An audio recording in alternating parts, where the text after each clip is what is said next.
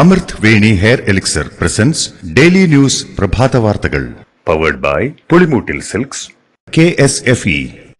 വാവ്, ഇയാളുടെ മുടിക്കിപ്പോ നല്ല ഉള്ള നീളം വന്നല്ലോ. എന്റെ മുടി നോക്ക്. നീ നിന്റെ വൈറ്റമിൻ ഡി ലെവൽസ് ഒന്ന് ചെക്ക് ചെയ്യ്. വൈറ്റമിൻ ഡിയുടെയും ഈസ്ട്രോജന്റെയും കുറവാണ് മിക്ക ലേഡീസിന്റെയും ഹെയർ പ്രോബ്ലംസിന് പ്രധാന കാരണം. സ്ത്രീകളുടെ മുടി വളർച്ചയ്ക്കും ശക്തിക്കും അത്യാവശ്യമായ വൈറ്റമിൻ ഡിയാലും ഹെർബൽ ഈസ്ട്രോജനാലും സമ്പുഷ്ടമായ ആദ്യത്തെ hair elixir Amrit Veni hair elixir for women.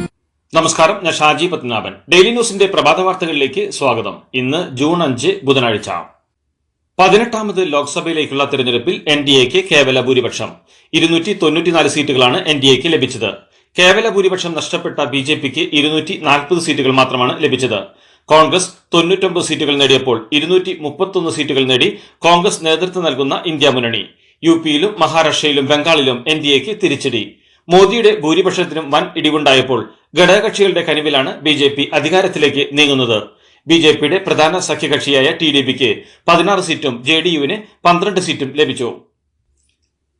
NDAക്ക് 3ാം തവണയും വിജയം സമ്മാനിച്ചതിന് ജനങ്ങൾക്ക് നന്ദി പറയുന്നുവെന്ന് പ്രധാനമന്ത്രി നരേന്ദ്രമോദി. തുടർച്ചയായ 3ാം തവണയും ജനം NDAയിൽ വിശ്വാസമർപ്പിച്ചു. ഇന്ത്യയുടെ ചരിത്രത്തിലെ സുപ്രധാന നേട്ടമാണിത്. ജനങ്ങളുടെ സ്നേഹത്തിന് മുന്നിൽ ശിരസ് നമിക്കുന്നു.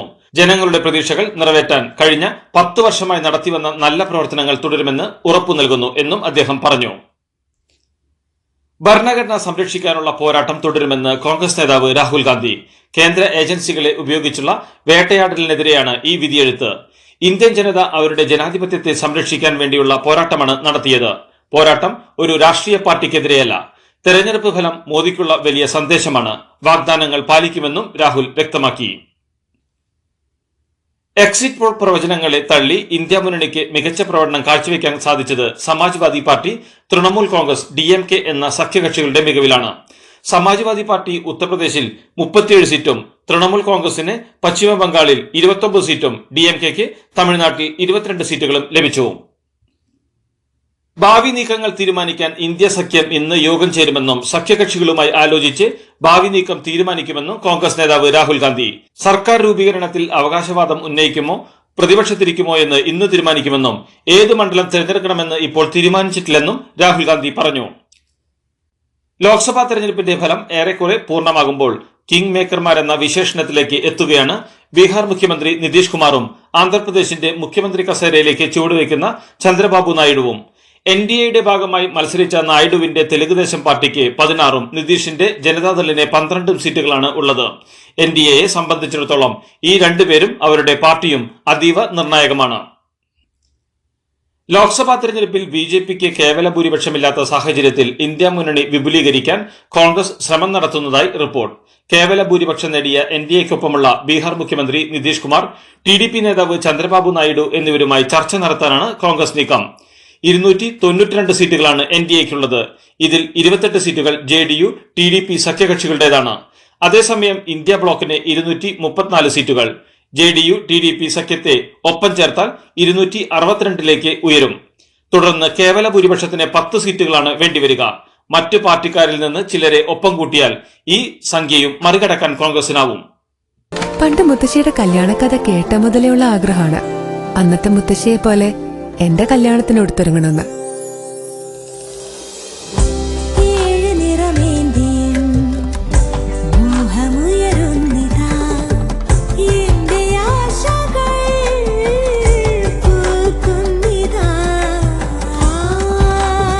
ചില ബന്ധങ്ങൾ തുടർന്നുകൊണ്ടേയിരിക്കും.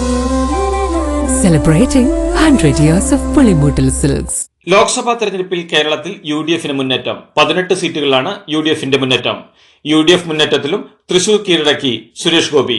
ആലത്തൂരിൽ മാത്രമാണ് LDFന് വിജയം നേടാനായത്. തിരുവനന്തപുരത്ത് UDFന്റെ ശശി തരൂർ NDAയുടെ രാജീവ് ചന്ദ്രശേഖരെ പിന്നിലാക്കിയത് ഏറെ വിയർത്താണ്. അവസാനം വരെ ലീഡ് പിടിച്ച രാജീവ് ചന്ദ്രശേഖരനെതിരെ 16,077 വോട്ടിന്റെ ലീഡാണ് ശശി തരൂരിന് ലഭിച്ചത്. LDFന്റെ പന്ന്യൻ രവീന്ദ്രൻ 3ാം സ്ഥാനത്താണ്. കേരളം കണ്ട ഏറ്റവും വലിയ ഫോട്ടോ ഫിനിഷിനൊടുവിൽ അവസാനത്തെ റൗണ്ടിലാണ് ആറ്റിങ്ങലിൽ UDFന്റെ അടൂർ പ്രകാശ് LDFന്റെ വി ജോയിയെ 684 വോട്ടുകൾക്ക് പിന്നിലാക്കിയത്. 3 ലക്ഷത്തിലധികം വോട്ടുകൾ നേടിയ NDAയുടെ സ്ഥാനാർത്ഥി വി മുരളീധരന്റെ മികച്ച പ്രകടനമാണ് കാര്യങ്ങൾ ഫോട്ടോ ഫിനിഷിലേക്ക് എത്തിച്ചത്. 1.5 ലക്ഷം വോട്ടിന്റെ ഭൂരിപക്ഷത്തിലാണ് കൊല്ലത്തെ UDFന്റെ NK പ്രേമചന്ദ്രൻ LDFന്റെ M മുകേഷിനെ മലർത്തിയടിച്ചത്. NDAയുടെ കൃഷ്ണകുമാർ 1.5 ലക്ഷത്തിലധികം വോട്ടുകൾ നേടി മൂന്നാമതെത്തി. പത്തനംതിട്ടയിൽ UDFന്റെ ആന്റോ ആന്റണി LDFന്റെ TM തോമസ് ഐസക്കിനെ തോൽപ്പിച്ചത് 66,119 വോട്ടുകൾക്കാണ്. 2,34,406 വോട്ട് പിടിച്ച NDAയുടെ അനിൽ ആന്റണി മികച്ച പ്രകടനമാണ് കാഴ്ചവെച്ചത്. മാവേലിക്കരയിലെ വാശിയേറിയ മത്സരത്തിൽ ഒടുവിൽ വിജയം UDFന്റെ കൊടിക്കുന്നിൽ സുരേഷിനൊപ്പം. 10,868 വോട്ടിനാണ് LDFന്റെ CA അരുൺകുമാറിനെ സുരേഷ് തോൽപ്പിച്ചത്. NDAയുടെ ബൈജു കലാശാലയ്ക്ക് 1,42,984 വോട്ട് കിട്ടി. ആലപ്പുഴ മണ്ഡലം LDFലെ AM ആരിഫിൽ നിന്ന് തിരിച്ചുപിടിച്ച് UDF. 63,513 വോട്ടിന്റെ ഭൂരിപക്ഷത്തിനാണ് UDFന്റെ KC വേണുഗോപാൽ ഈ മണ്ഡലം സ്വന്തമാക്കിയത്. NDAയുടെ ശോഭാ സുരേന്ദ്രൻ 2,99,648 വോട്ട് നേടി കനത്ത വെല്ലുവിളിയാണ് ഉയർത്തിയത്. കോട്ടയം മണ്ഡലത്തിൽ LDFന്റെ തോമസ് ചാഴിക്കാടനെ വീഴ്ത്തി UDFന്റെ ഫ്രാൻസിസ് ജോർജ്. 87,266 വോട്ടിനാണ് ഫ്രാൻസിസ് ജോർജിന്റെ വിജയം. 1,65,046 വോട്ട് നേടിയ NDAയുടെ തുഷാർ വെള്ളപ്പള്ളി മൂന്നാമതെത്തി. ഇടുക്കിയിൽ LDFന്റെ ജോയ്സ് ജോർജിനെ 1,33,727 വോട്ടിന് തോൽപ്പിച്ച UDFന്റെ ഡീൻ കുര്യാക്കോസിന് വമ്പൻ വിജയം.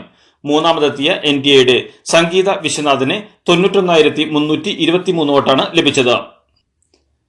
എറണാകുളം മണ്ഡലത്തിൽ 2,50,385 വോട്ടിന് LDFന്റെ KJ ഷൈനെ തകർത്ത് UDFന്റെ ഹൈബി ഈഡൻ. 1,44,500 വോട്ടാണ് NDAയുടെ KS രാധാകൃഷ്ണന് ലഭിച്ചത്.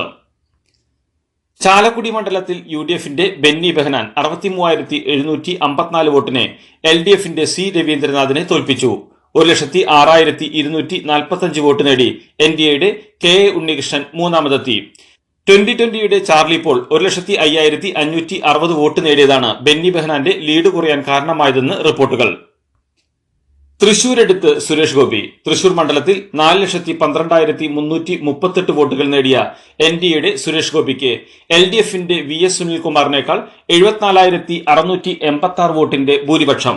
മൂന്നാം സ്ഥാനത്തെത്തിയ UDFന്റെ K മുരളീധരനെ 3,28,124 വോട്ടാണ് ലഭിച്ചത്. ആലത്തൂരിലെ K രാധാകൃഷ്ണൻ കേരളത്തിലെ ഇടതുമുന്നണിയുടെ ഏക കനൽത്തരി. UDFന്റെ രമ്യ ഹരിദാസിനെ 20,111 വോട്ടിനാണ് K രാധാകൃഷ്ണൻ തോൽപ്പിച്ചത്. 1,88,230 വോട്ട് നേടി NDAയുടെ TN സരസു. UDFന്റെ VK ശ്രീകണ്ഠന് പാലക്കാട്ട് ഉജ്ജ്വല വിജയം. LDFന്റെ കരുത്തനായ സ്ഥാനാർത്ഥി A വിജയരാഘവനെയാണ് ശ്രീകണ്ഠൻ 75,283 വോട്ടിനെ തോൽപ്പിച്ചത്. 2,51,778 വോട്ടുകൾ നേടി NDAയുടെ ശ്രീ കൃഷ്ണകുമാർ തിളക്കമാർന്ന പ്രകടനം കാഴ്ചവെച്ചു. പൊന്നാനിയിൽ UDFന്റെ MP അബ്ദുസമദ് സമദാനിക്ക് 2,35,090 വോട്ടിന്റെ ഭൂരിപക്ഷം. LDFന്റെ KS ഹംസയെയാണ് സമദാനി തോൽപ്പിച്ചത്. NDAയുടെ നിവേദിതയ്ക്ക് 1,24,295 വോട്ട് ലഭിച്ചു.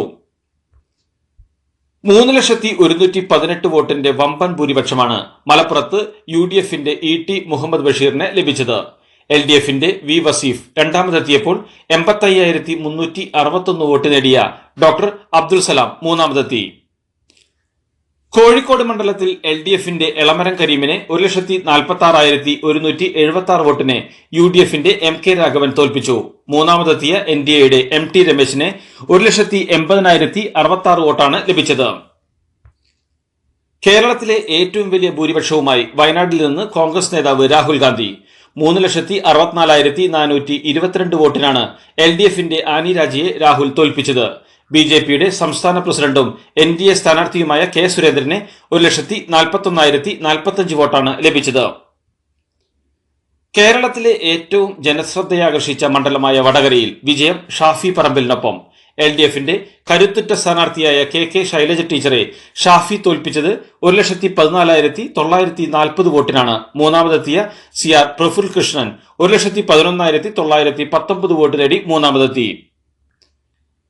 KPCC പ്രസിഡന്റും UDF സ്ഥാനാർത്ഥിയുമായ K സുധാകരനെ കണ്ണൂർ മണ്ഡലത്തിൽ തിളക്കമാർന്ന വിജയം. LDFന്റെ MV ജയരാജനെ 1,80,411 വോട്ടിനാണ് സുധാകരൻ തോൽപ്പിച്ചത്. NDAയുടെ C രഘുനാഥ് 1,19,496 വോട്ട് നേടി മൂന്നാമതെത്തി. കാസർഗോഡ് മണ്ഡലത്തിൽ UDFന്റെ രാജ്മോഹൻ ഉണ്ണിത്താൻ LDFന്റെ MV ബാലകൃഷ്ണനെ 1,649,000 വോട്ടിനെ തോൽപ്പിച്ചു. NDAയുടെ ML അശ്വിനി 2,19,558 വോട്ട് നേടി. കണ്ണഞ്ചിപ്പിക്കുന്ന നക്ഷത്രത്തിളക്കവുമായി KSFEയുടെ ഗാലക്സി ചിട്ടികൾ വരവായി.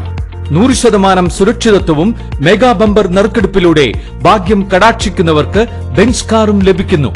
ഒപ്പം 17 ഇന്നോവ കാറുകളും 170 ഐഫോണുകളും. ഗാലക്സി ചിട്ടി, ഇനി ആഘോഷ ചിട്ടി.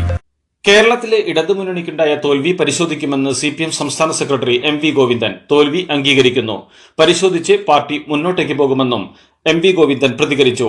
ഭരണവിരുദ്ധ വികാരം മാത്രമല്ല തോൽവിക്ക് കാരണമെന്നും അദ്ദേഹം കൂട്ടിച്ചേർത്തു. ജനങ്ങളാണ് എല്ലാത്തിന്റെയും അവസാന വാക്ക്, ഞങ്ങൾ അത് അംഗീകരിക്കുന്നു എന്നും അദ്ദേഹം വ്യക്തമാക്കി. തൃശൂരിലെ തോൽവിയിൽ കോൺഗ്രസ് നേതൃത്വത്തിനെതിരെ രൂക്ഷ വിമർശനവുമായി K മുരളീധരൻ ഇനിയൊരു തെരഞ്ഞെടുപ്പ് മത്സരത്തിന് ഇല്ലെന്നും കുരുതി കൊടുക്കാൻ താൻ നിന്നുകൊടുക്കാൻ പാടില്ലായിരുന്നുവെന്നും K മുരളീധരൻ പറഞ്ഞു. കേരളത്തിൽ UDFന് വലിയ വിജയമുണ്ടായി. സംസ്ഥാന സർക്കാരിനെതിരായ വികാരമാണ് തെരഞ്ഞെടുപ്പിൽ പ്രതിഫലിച്ചത്. എന്നാൽ ഒരിക്കലും ഉണ്ടാകരുതെന്ന് ആഗ്രഹിച്ച അപ്രതീക്ഷിത വിജയം തൃശൂരിൽ BJP നേടിയെന്നും അദ്ദേഹം പറഞ്ഞു. K മുരളീധരനെ സംഭവിച്ചത് അപ്രതീക്ഷിത തോൽവിയെന്ന് പ്രതിപക്ഷ നേതാവ് VD സതീശൻ. BJP CPM ഗൂഢാലോചനയിലൂടെ അപകടകരമായ നീക്കമാണ് തൃശൂരിലെ തോൽവിക്ക് കാരണമായതെന്ന് VD സതീശൻ പറഞ്ഞു. പൂരം കലക്കിക്കൊണ്ട് BJPക്ക് അനുകൂല സാഹചര്യം CPM ഒരുക്കിയെന്നും തോൽവി UDF പരിശോധിക്കുമെന്നും സതീശൻ കൂട്ടിച്ചേർത്തു. BJP കേരളത്തിൽ ജയിക്കില്ലെന്നുള്ള പ്രചാരണത്തിന് കനത്ത തിരിച്ചടിയാണ് തെരഞ്ഞെടുപ്പ് ഫലമെന്ന് K സുരേന്ദ്രൻ. സംസ്ഥാനത്തിന്റെ ചരിത്രത്തിൽ ആദ്യമായി താമര ചിഹ്നത്തിൽ ഒരു സ്ഥാനാർത്ഥി വലിയ ഭൂരിപക്ഷത്തോടെ വിജയിച്ചത് മാറ്റത്തിന്റെ തെളിവാണ്. ഈ വിജയം സംസ്ഥാന രാഷ്ട്രീയത്തിൽ വലിയ മാറ്റങ്ങൾക്ക് കാരണമാകുമെന്നും ഗെയിം ചേഞ്ചർ ആകുമെന്നും K സുരേന്ദ്രൻ പറഞ്ഞു. ഇത്തവണത്തെ തെരഞ്ഞെടുപ്പ് ഫലം അസാധാരണ വിധിയല്ലെന്ന് മന്ത്രി MP രാജേഷ്. കഴിഞ്ഞ ലോക്സഭാ തെരഞ്ഞെടുപ്പിലും സമാന വിധിയുണ്ടായി. തുടർന്ന് വിശകലനം ചെയ്ത് കാരണങ്ങൾ കണ്ടെത്തി പരിഹരിച്ചു. ജനാധിപത്യത്തിൽ ഇതെല്ലാം സാധാരണമാണ്. പരമാധികാരികൾ ജനങ്ങളാണെന്നും MP രാജേഷ് പറഞ്ഞു. തൃശൂരിൽ മാത്രമല്ല കേരളത്തിൽ പലയിടത്തും BJPയുടെ സാന്നിധ്യം ശക്തമായെന്ന് K മുരളീധരൻ. തെരഞ്ഞെടുപ്പ് പരാജയത്തിന് ശേഷം മാധ്യമങ്ങളോട് സംസാരിക്കുകയായിരുന്നു അദ്ദേഹം. ആറ്റിങ്ങലിൽ വലിയ വ്യത്യാസമില്ലാതെ BJP LDFന് അടുത്തെത്തിയെന്നും പതിവില്ലാതെ രണ്ട് മുന്നണികൾക്കൊപ്പം BJPയുടെ സാന്നിധ്യം ഉണ്ടായെന്നും ഇത് വളരെ ജാഗ്രതയോടെ ശ്രദ്ധിക്കേണ്ട കാര്യമാണെന്നും മുരളീധരൻ വ്യക്തമാക്കി. തൃശൂരിലെ കളതീർന്ന മതേതര വോട്ടുകളാണ് തനിക്ക് കിട്ടിയതെന്നും ഒരു വർഗീയ പ്രചാരണവും താൻ നടത്തിയിട്ടില്ലെന്നും തൃശൂരിൽ നിന്ന് മിന്നും വിജയം നേടിയ സുരേഷ് ഗോപി. BJPയെ ഇനി മാറ്റി നിർത്താനാവില്ലെന്നും BJPയുടെ സാന്നിധ്യം കേരളത്തിൽ എല്ലാ തലത്തിലും വർദ്ധിക്കുമെന്നും സുരേഷ് ഗോപി പറഞ്ഞു. ഇന്ത്യ മുന്നണിയുടെ പ്രകടനത്തിൽ പ്രതികരണവുമായി പാണക്കാട് സാദിഖ് അലി ശിഹാബ് തങ്ങളും PK കുഞ്ഞാലിക്കുട്ടിയും. മുൻ ധാരണകളെ തിരുത്തുന്ന ഫലങ്ങളാണ് രാജ്യത്തിന്റെ വിവിധ ഭാഗങ്ങളിൽ നിന്ന് വരുന്നതെന്നും ഇന്ത്യൻ ജനത മാറിയിരിക്കുന്നു എന്നതിന്റെ തെളിവാണിതെന്നും സാദിഖ് അലി തങ്ങൾ പറഞ്ഞു. പാണക്കാട് കുടുംബത്തിന് കീഴിൽ മുസ്ലിം ലീഗ് ഭദ്രമെന്ന് തെളിയിക്കുന്നതാണ് തെരഞ്ഞെടുപ്പ് ഫലമെന്ന് PK കുഞ്ഞാലിക്കുട്ടി പറഞ്ഞു. തൃശൂരിലെ സുരേഷ് ഗോപിയുടെ വിജയം ഒറ്റപ്പെട്ട സംഭവമാണ്. ഇക്കാര്യം ചർച്ച ചെയ്യുമെന്നും കുഞ്ഞാലിക്കുട്ടി പറഞ്ഞു. BJPയുടെ കണക്കുകൂട്ടലുകൾ തെറ്റിച്ച് തമിഴകം. താമര വിരിക്കാമെന്ന BJPയുടെ മോഹം മുളയിലെ നുള്ളി തമിഴകം. BJP തമിഴ്നാട് സംസ്ഥാന അധ്യക്ഷനും കോയമ്പത്തൂരിലെ NDA സ്ഥാനാർത്ഥിയുമായ K അണ്ണാമലയെ കളത്തിലിറക്കിയിട്ടും തമിഴകത്ത് അക്കൗണ്ട് തുറക്കാൻ NDAയ്ക്കായില്ല. തമിഴ്നാട്ടിലെ 39 സീറ്റിൽ 39 ഇന്ത്യ സഖ്യമാണ് വിജയം നേടിയത്. വാരാണസിയിലെ നരേന്ദ്രമോദിയുടെ ഭൂരിപക്ഷം കുത്തനെ ഇടിഞ്ഞു. 2019 4,79,505 വോട്ടിന്റെ ഭൂരിപക്ഷത്തിൽ ജയിച്ച മോദിയുടെ ഭൂരിപക്ഷം ഇത്തവണ 1,52,513 മാത്രമാണ്. വോട്ടെണ്ണലിന്റെ തുടക്കത്തിൽ മോദി എതിരാളിയായ അജയ് റായേക്കാൾ പിന്നിലായിരുന്നു. അതേസമയം രാഹുൽ ഗാന്ധിക്ക് വയനാട്ടിലും റായ്ബറേലിയിലും 4 ലക്ഷത്തിനടുത്താണ് ഭൂരിപക്ഷം. വയനാട്ടിൽ രാഹുൽ 3,64,422 ഭൂരിപക്ഷം നേടിയപ്പോൾ റായ്ബറേലിയിൽ 3,90,030 വോട്ടാണ് ഭൂരിപക്ഷം. 83-ാം വയസ്സിലും പ്രായം തളർത്താത്ത പോരാട്ട വീര്യത്തോടെ ശരത് പവാർ. പാർട്ടിയും ചിഹ്നവും നഷ്ടമായിടത്തു നിന്ന് മത്സരിച്ച 10 സീറ്റുകളിൽ 7ലും ജയിച്ചു കയറി ശരത് പവാർ സഖ്യം.